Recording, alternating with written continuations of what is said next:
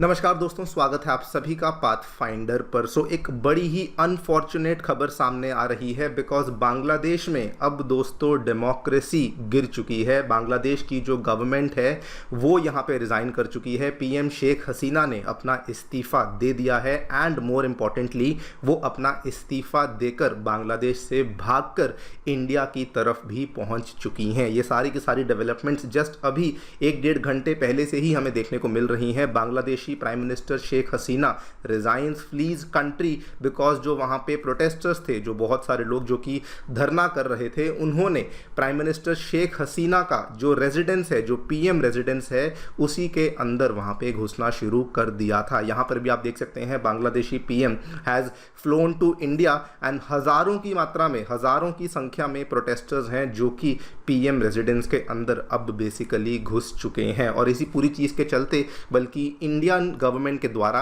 एक updated travel advisory है जो कि बांग्लादेश में जो हमारे सिटीजन्स हैं उनके लिए इशू कर दी गई है। और इवन जो हमारी बीएसएफ है, जो हमारी बॉर्डर सिक्योरिटी फोर्स है, जो कि बांग्लादेश को गार्ड करती है, उसके द्वारा भी यहाँ पे हाई अलर्ट नोटिस को जारी कर दिया गया है। बात करेंगे इन सभी डेवलपमेंट्स के बारे में, क्या क्या हमें देखने को मिला है, व्हाट इज़ द रीज़न कि सडनली हमें इतनी बड़ी डेवलपमेंट देखने को मिली है। बांग्लादेश की गवर्नमेंट, स्पेशली शेख हसीना, जो कि लगभग पिछले 15 सालों से लगातार बांग्लादेश में अपनी पीएम सीट पे बैठी हुई थी और डेमोक्रेटिकली गवर्नमेंट को चला रही थी, सडनली हमें इतना बड़ा फेरबदल, सडनली हमें ये तख्ता पलट क्यों देखने को मिला है, इन सभी चीज़ों के बारे में चर्चा करेंगे। आइए शुरू करते हैं दोस्तों मेरे साथ। मेरा नाम है अनिरुद्ध। यदि आप लोग हमें फॉलो करना चाहते हैं, हमारे लेक्चर्स के अपडेट्स को प्राप्त करना चाहते हैं, तो यहाँ पर दिए गए टेलीग्राम चैनल्स के माध्यम से ऐसा कर सकते हैं। ऑल राइट, कल 4 अगस्त को ये वाली जो खबर थी ये सामने आई थी कि बांग्लादेश की जो आर्मी है उन्होंने एक तरीके से,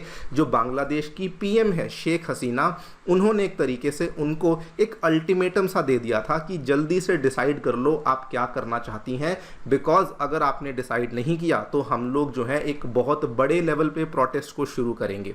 कल ये स्थिति ऐसा लग रहा था कि शायद यहाँ पर किसी न किसी प्रकार का कुछ नेगोशिएशन हो सकता है, बिकॉज बांग्लादेशी गवर्नमेंट के अंदर भी बहुत सारे सीनियर अधिकारी थे, बहुत सारे रिटायर्ड आर्मी के जनरल्स थे जो कि एक तरफ कुछ गवर्नमेंट की सपोर्ट में थे और कुछ जो थे वो यहाँ पे आर्मी की सपोर्ट में भी खड़े हुए थे। और इसी के चलते पॉसिबिलिटी लग रही थी कि शायद समझौता हो सकता है। लेकिन दोस्तों जो प्रोटेस्ट थे वो यहाँ पे कम होने की बजाय बल्कि और ज़्यादा बढ़ने लगे। ये जो डेमोन्स्ट्रेशंस थी ये शुरू तो हुई थी एक कोटा सिस्टम के चलते, लेकिन ये डेमोन्स्ट्रेशंस एक बहुत ही बड़ा, बहुत ही wider anti government stands in demonstrations के द्वारा यहाँ पे ले लिया गया। बल्कि स्थिति इतनी बढ़ चुकी थी कि बांग्लादेशी समाज के अलग अलग जो पॉपुलर लोग हैं, फिल्म स्टार्स हुए, म्यूजिशियंस हुए, सिंगर्स हुए, ये सब लोग भी यहाँ पे सोशल मीडिया पे प्रोटेस्टर्स का समर्थन करने लग चुके थे। एंड इमीडिएटली हमें क्या देखने को मिलता है, कल संडे को शाम को 6 बजे एक नेशन वाइड कर्फ्यू यहाँ पे डिक्लेयर कर दिया जाता है, जो कि पहली बार देखने को मिला था कि पूरे बांग्लादेश में एक इतने बड़े लेवल पे कर्फ्यू देखने को मिला।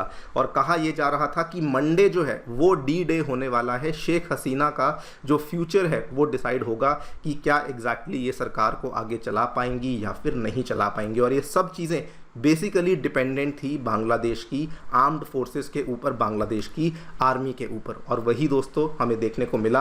आज दोपहर 2:30-3 बजे के आसपास की बात है, आर्मी के जो लेफ्टिनेंट जनरल हैं, जो कि आर्मी के ये मान लीजिए मुखी हैं, उन्होंने शेख हसीना जी को एक अल्टीमेटम दिया। इस बार अल्टीमेटम थोड़ा अलग था। उन्होंने कहा आपको 45 मिनट देता हूँ, आप 45 मिनट के अंदर अंदर अपना इस्तीफ़ा हमें दे दीजिए एंड आर्मी जो है वो इस गवर्नमेंट को अब टेक ओवर करने वाली। और इमीडिएटली दोस्तों जैसा ही ये 45 मिनट अल्टीमेटम हुआ, इमीडिएटली शेख हसीना जी के द्वारा अपना इस्तीफ़ा दे दिया गया एंड इमीडिएटली उनका वो पहले वहाँ से भागकर निकली और इमीडिएटली उनका जो रेजिडेंस था, जो पीएम का ऑफिशियल रेजिडेंस है, वो बेसिकली प्रोटेस्टर्स के द्वारा उसके अंदर घुसना शुरू कर दिया गया। This is very very similar to जैसा हमें आज से 2 साल पहले श्रीलंका के प्रेसिडेंट हाउस में देखने को मिला था। ऑलमोस्ट सेम चीज़ आज हमें दोस्तों बांग्लादेश के प्राइम मिनिस्टर रेजिडेंस के अंदर देखने को मिला है। एंड यहाँ पर आप देखिए जो आर्मी चीफ हैं, जिनका नाम है वकर उर जमन, इन्होंने यहाँ पे कंफर्मेशन दी है कि शेख हसीना जी ने अब इस्तीफा दे दिया है एंड अब एक अंतरिम सरकार आएगी जो कि यहाँ पे सत्ता को संभालने वाली है। नाउ वहाँ से जब वो भागी तो इमीडिएटली एक बार के लिए, क्योंकि ऑब्वियसली सबसे नज़दीक इंडिया ही पड़ता है और इंडिया के साथ हमारे संबंध भी बहुत अच्छे हैं, स्पेसिफिकली अगर शेख हसीना गवर्नमेंट की, शेख हसीना पार्टी की बात करें तो वहाँ पर हमारे संबंध काफ़ी अच्छे हैं, तो वो इमीडिएटली भागकर त्रिपुरा में हमें आती हुई देखने को मिली हैं। त्रिपुरा में वो ऑलरेडी यहाँ पे लैंड कर भी चुकी हैं। इंटरेस्टिंगली वो अपने साथ साथ अपनी सिस्टर को भी लेकर आई हैं, तो ये दोनों लोग हैं जो कि यहाँ पर फ्लाई आउट करके अब इंडिया की तरफ आ चुके हैं। रीज़न दोस्तों वही रीज़न है, ये रीज़न जो कि आज से 1 महीना पहले शुरू हुआ था बांग्लादेश में गवर्नमेंट जॉब्स को लेकर, जो यहाँ पर इस सरकार ने कहा था कि 30% के आसपास रिजर्वेशन होगी जो कि वेटरन्स के रिलेटिव्स को दी जाएगी, उन वेटरन्स को जिन्होंने बांग्लादेश की वॉर ऑफ इंडिपेंडेंस 1971 में लड़ाई करी थी, जंग करी थी, तो उनके जो रिलेटिव्स हैं उनको यहाँ पे रिजर्वेशन दी जाएगी। इवन दो बांग्लादेश की सुप्रीम कोर्ट ने इस ऑर्डर को यहाँ पे ख़त्म कर दिया था, कहा था कि रिजर्वेशन नहीं दी जाएगी, लेकिन उसके बावजूद जो ये पूरा का पूरा प्रोटेस्ट चलते रहे, ये प्रोटेस्ट एक वाइडर एंटी गवर्नमेंट प्रोटेस्ट में तब्दील हो गए और आज उसका परिणाम हम लोग यहाँ पर देख ही रहे हैं। प्रोटेस्ट इतने बढ़ चुके थे कि ऑलमोस्ट 300 से भी ज़्यादा लोग यहाँ पे अपनी जान गंवा चुके थे, जिसमें बहुत सारे बच्चे भी थे जिनकी जान गई थी जो कि इस प्रोटेस्ट में कर रहे थे। एंड ये सारा का सारा जो प्रोटेस्ट था, अगेन ये शुरू हुआ था केवल एक जॉब कोटा को लेकर, लेकिन दोस्तों इसका अंत हुआ है by the falling of the government, by the falling of the democratic government. और इंडिया ने कल ही जस्ट एक एडवाइजरी, ट्रैवल एडवाइजरी कह लीजिए या फिर सेफ्टी एडवाइजरी जारी करी थी कि जो भी हमारे सिटीजन्स बांग्लादेश में हैं वो सचेत रहें, क्योंकि बहुत सारे लोग ऑलरेडी मर चुके हैं, बहुत सारा यहाँ पे इंटरनेट सर्विसेज को सस्पेंड कर दिया गया है। लेकिन आज दोस्तों इंडिया के द्वारा एक अपडेटेड एडवाइजरी शेयर करी गई है एंड ये बहुत क्रूशल बन जाता है हमारे लिए, बिकॉज आपको मालूम होगा इंडिया जो है वो बांग्लादेश के साथ अपना लार्जेस्ट इंटरनेशनल बॉर्डर दोस्तों शेयर करती है। ऑलमोस्ट 4000 किलोमीटर से भी ज़्यादा का बॉर्डर हम लोग शेयर करते हैं।